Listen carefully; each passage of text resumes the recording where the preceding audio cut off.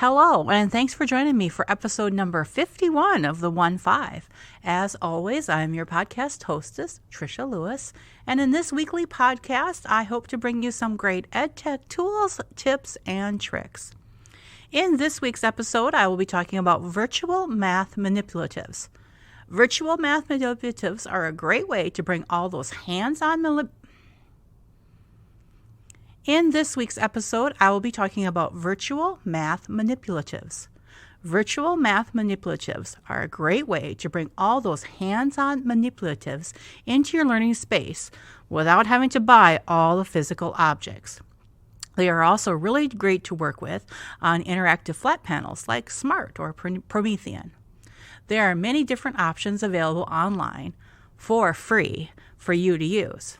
I recommend using manipulatives from these sites: Toy Theater for our younger learners, Math Learning Center and Didax for our medium-age learners, and those from MathSpot for our older learners.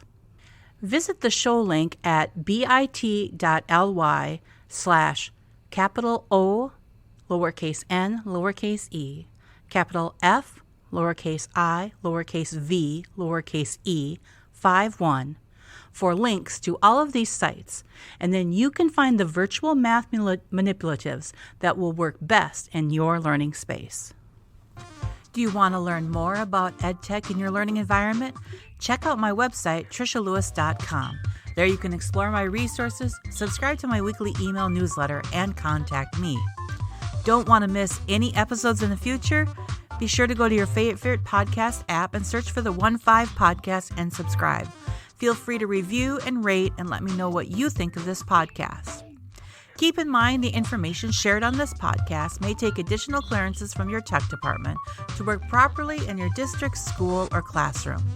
I have vetted all the information shared on this podcast and is available and or correct on the date the podcast is originally published.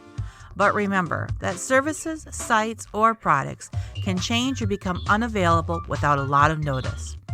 Thanks for listening, and join me next week for another episode of the 1-5.